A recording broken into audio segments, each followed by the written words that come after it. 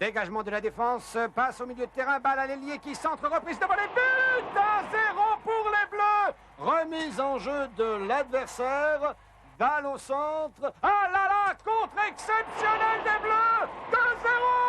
Plus de 5 millions de personnes y jouent déjà. Subutéo, le football au bout des doigts.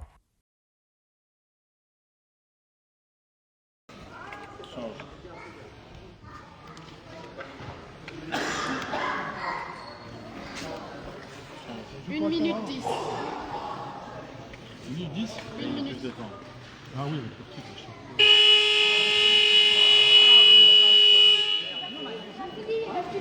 Oui, non, mais c'est le fait qu'elle est sonnée. Ça va. C'est un poteau.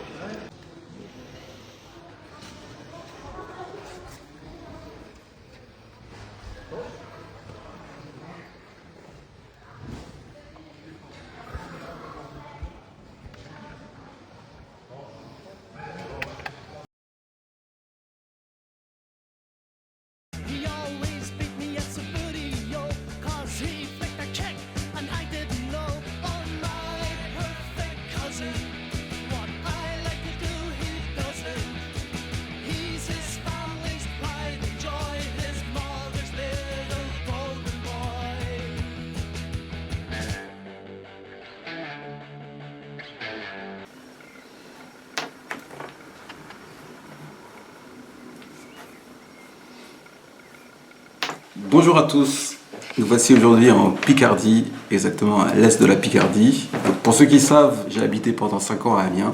Je suis jamais venu de ce côté-là, j'ai connu un peu Saint-Quentin, mais Laon, pour ceux qui connaissent le football de table, il n'y a pas grand-chose historiquement, il n'y a pas de club de Subutéo, mais il y a un grand champion qui habite depuis, il va nous dire, dizaine d'années je pense, dans la région et dans la ville.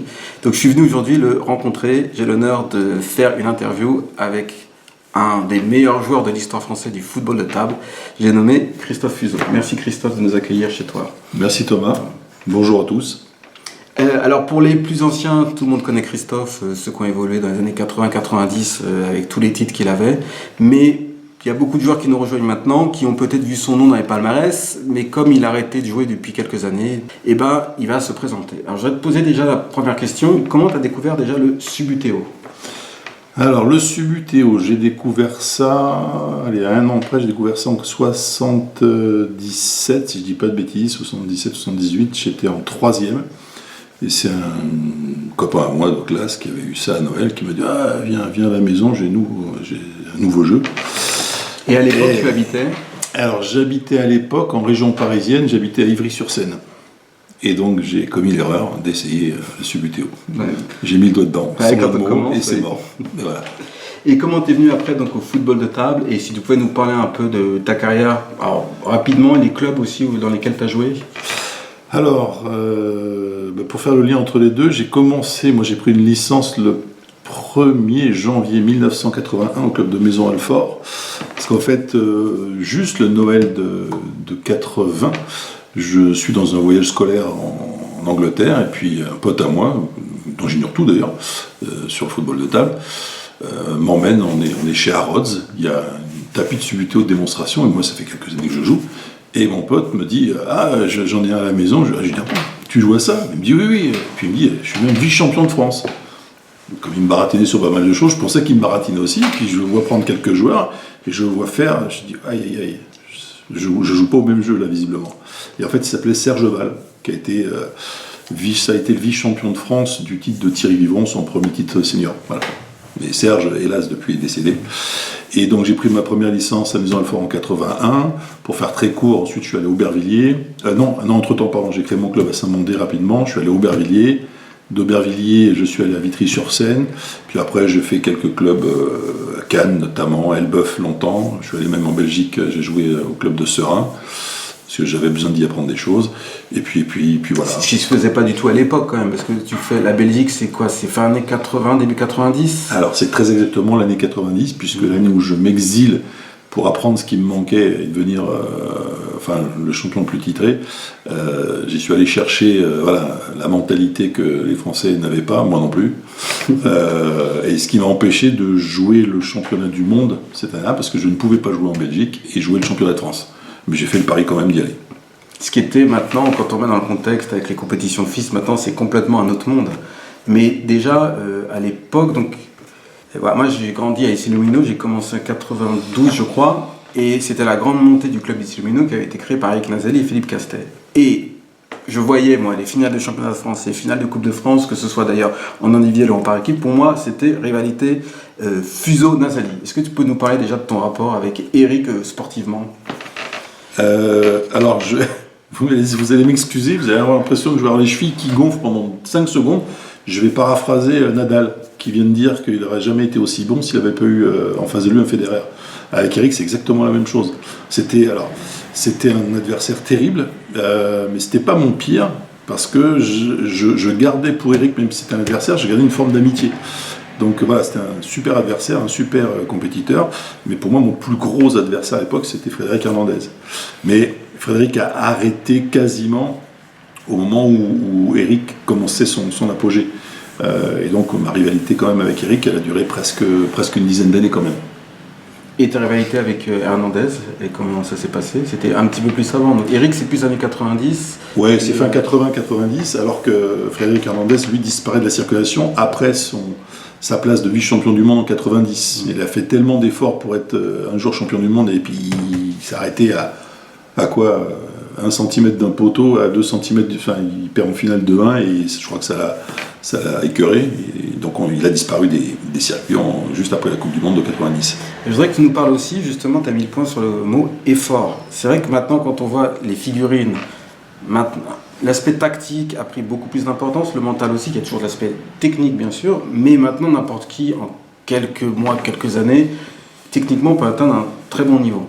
Qu'est-ce que ça t'a demandé, toi, comme investissement personnel, tout ce qui était entraînement, qu'est-ce que tu faisais, quel était ton programme hebdomadaire, pour se rendre compte en fait de l'investissement que tu as mis en tant que sport, en tant que compétition?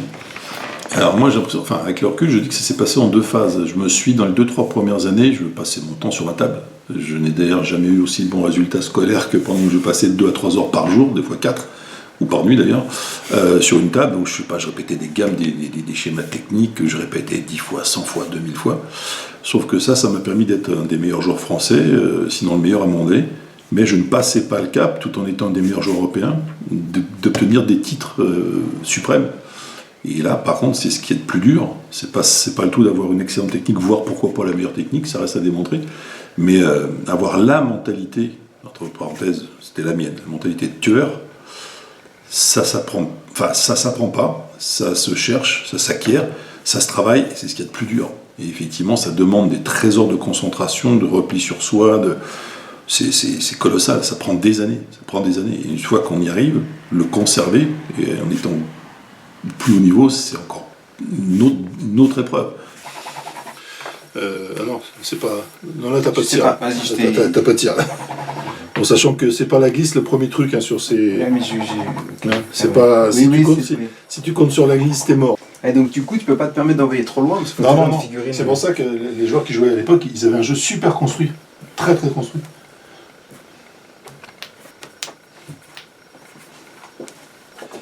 Alors, on peut rentrer sur le terrain maintenant avec un joueur sur une touche? Oui. Ok. Tenir 2 fois 15 minutes sur une table multiplié par, alors surtout quand on va en finale, quand on fait comme moi 2-3 tours et après c'est fini, en finale, si on compte les arbitrages, c'est une dépense d'énergie qui est colossale en fait. Et le côté physique aussi, rester debout, piétiner, ça demande quand même... Comment tu expliques que... Est-ce que tu penses que des joueurs pourraient encore, des vétérans, comment t'expliques qu'il y a des vétérans qui ont encore des résultats maintenant? Alors je n'en sais pas grand-chose dans la mesure où moi je joue plus, je suis ça avec beaucoup de distance. Est-ce que le fait de dire, pour ce que j'ai vu il y a encore 3-4 ans, des vétérans des résultats entre eux, c'est tout à fait plausible si le mental n'est pas usé. Mais à mon époque, il n'y avait pas de catégorie vétéran, donc les meilleurs joueurs, c'était les meilleurs, qu'ils aient 25 ans ou 40. On jouait tous les uns contre les autres. J'ai pas l'impression aujourd'hui que les meilleurs vétérans battent régulièrement les meilleurs seniors. De moins en moins. Depuis quelques années, de moins en moins. C'est ce qui m'a semblé. Si après la mentalité est encore là, c'est possible. J'ai fait une petite tentative de retour il y a 4 ans pour voir quel était mon niveau mental, technique, etc. Et j'ai vu que si techniquement, à ma grande surprise, je n'étais pas si vieux que ça, mentalement, j'avais passé un cap que je n'arrive pas à refranchir dans l'autre sens parce que j'ai plus cette mentalité de tueur, donc c'est très compliqué à conserver. Par contre, j'ai un petit détail, tu parlais tout à l'heure de physique. Sucy-en-Brie 1992, j'avais fait le test, j'ai perdu 2 kilos sur la journée. C'est voilà. Beaucoup, ouais. Donc ça m'est resté. Il faut que tu rejoues, reviens. C'est ça, oui. Alors justement, tu m'as dit que tu t'étais un petit peu éloigné de la compétition parce que pour ceux qui ont suivi ton dernier club, c'est le club de Combourg. Oui. Voilà le nouveau maillot de Combourg qui est paru, la belle marinière de Scander qui fait des très beaux maillots. Il se trouve qu'on a joué dans 2 clubs différents ensemble. C'est pas arrivé avec beaucoup de joueurs à mon avis. On a joué à AC Lumino, on a fait 2-3 Coupes de France peut-être, championnat. Alors une qu'on a gagnée, ouais, à Montivilliers. À Montivilliers, oui. Avec l'époque où il y avait eu des transferts, qui étaient des joueurs qui étaient partis en Belgique justement, qui étaient venus renforcer l'équipe d'ici le Moyen-Orient. Et on a joué donc à Combourg aussi ensemble. On a fait pareil, je crois, quelques championnats. Donc c'est la petite anecdote. Je pense pas que tu aies joué avec beaucoup de joueurs dans différents clubs. Non, pas effectivement pas tant que ça. Et quel est ton rapport maintenant avec le football de table et donc indirectement le Subuteau? Alors le rapport avec le football de table pour moi c'est un historique maintenant, c'est des souvenirs plutôt excellents. Peut-être que je vais y regoûter sous une forme ou sous une autre là, dans les mois qui viennent. Mais oui, par contre je suis resté complètement accro au Subuteau qui pour moi a toujours été un jeu, qui le reste. Et puis j'ai beau avoir 61 ans, je joue quasiment presque tous les jours. Alors à ma façon, tout seul. Donc ça reste une passion. C'est-à-dire avec des règles adaptées, je joue tout seul. En fait, mon adversaire, c'est moi. Voilà, en fait, je joue pas Fuso contre Fuso, c'est Barcelone, PSG, c'est voilà, je fais des compétitions comme on les voit à la télé, quoi. Et je sais que je suis pas le seul cinglé à faire ça. Non, en France ni dans le monde. Non, tout à fait. Il y a un championnat. Je participe à un championnat championnat solo, ils appellent ça, où tu fais. C'est le championnat de France. Moi, j'ai l'équipe d'Amiens, une équipe en Ligue 2, et en fait, tu fais juste les matchs à domicile. D'accord. Et voilà, je t'en reparlerai si tu veux, mais ça c'est intéressant. C'est Stéphane Dumazy qui est à Brest qui s'occupe de ça. Il fait la Ligue 1, Ligue 2 nationale. Et en fait, voilà, c'est assez intéressant. Ça me permet de m'entraîner un petit peu. J'essaie de dégager du temps. J'en profite pour m'entraîner. C'est l'Allemagne ou l'Autriche, ça Fortuna Limbach Fortuna Limbach, pour moi, c'est l'Autriche. C'est le. Non, j'ai une ânerie, c'est le. Ah mince. C'est l'Allemagne. Alors, tu vois, par contre, tu vois, elle a bougé, la truc, donc. C'est le problème avec ces joueurs-là, ça sort vite de son jus. Ouais, vaut mieux défendre. Si tu défends entre là, t'es mort.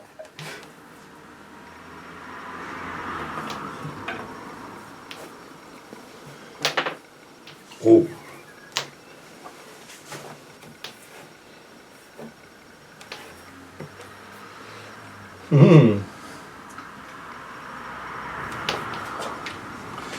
Là-dedans. Oh là.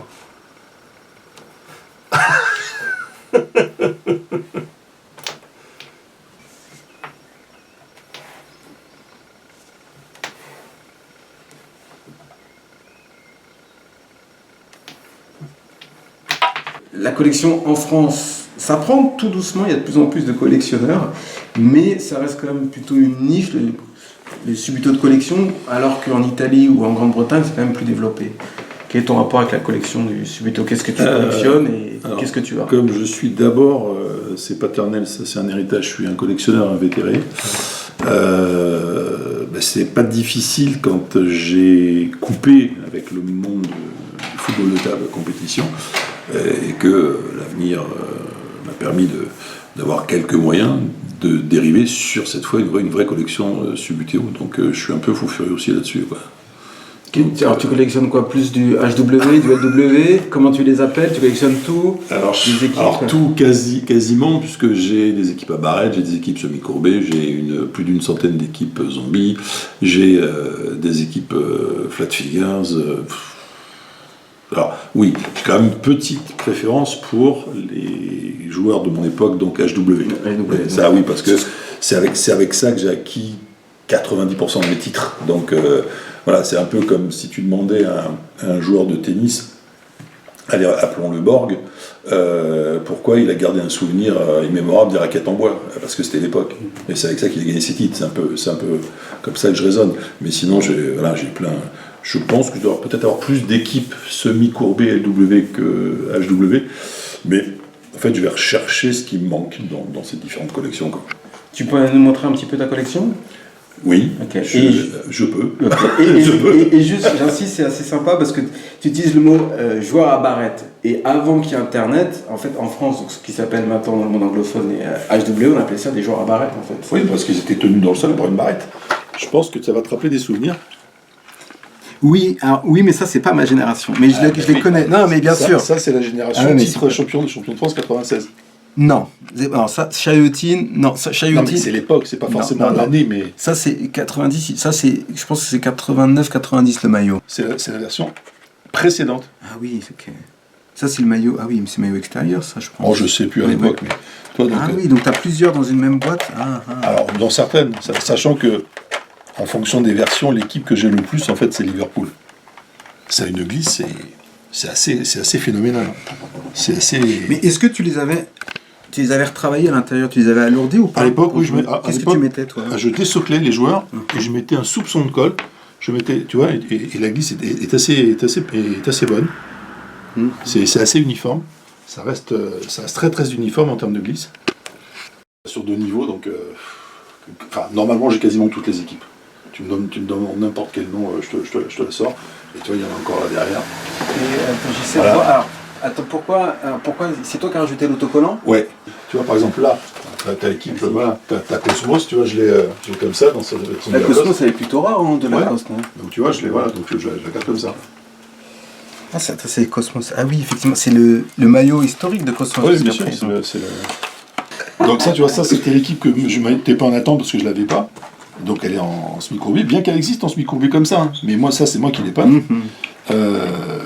Et ça, c'est celle du coup que j'ai eu grâce à... Voilà. Même si elle n'était pas dans sa boîte d'origine. Tu vois. Ok. Donc ça fait partie des séries d'équipes américaines qui sont très très dures à trouver. Et dans ces séries américaines, bon, Cosmos, qu'est-ce que j'ai dans Paberodis, qu'est-ce que j'ai dans les à peu près connus, j'ai Philadelphia Atoms. L'avantage, c'est que quand tu tombes sur un français, tu arrives à les avoir pas trop cher, les équipes. Alors que quand tu tombes chez les Italiens, ils sont plus furieux. Sur Vinted, tu peux maintenant, t'en as certains qui... Ah bon, sur Vinted, ça se fait maintenant. Mais Vinted est beaucoup, hein, le marché ici. Alors, c'est pas... Non, là, t'as pas de tir. T'as pas de tir, là. En sachant que c'est pas la glisse le premier truc hein, sur ces... Ouais, mais du coup, tu peux pas te permettre d'envoyer trop loin parce que non. C'est pour ça que les joueurs qui jouaient à l'époque, ils avaient un jeu super construit. Très très construit. Alors, on peut rentrer sur le terrain maintenant avec un joueur sur une touche? Oui. Ok.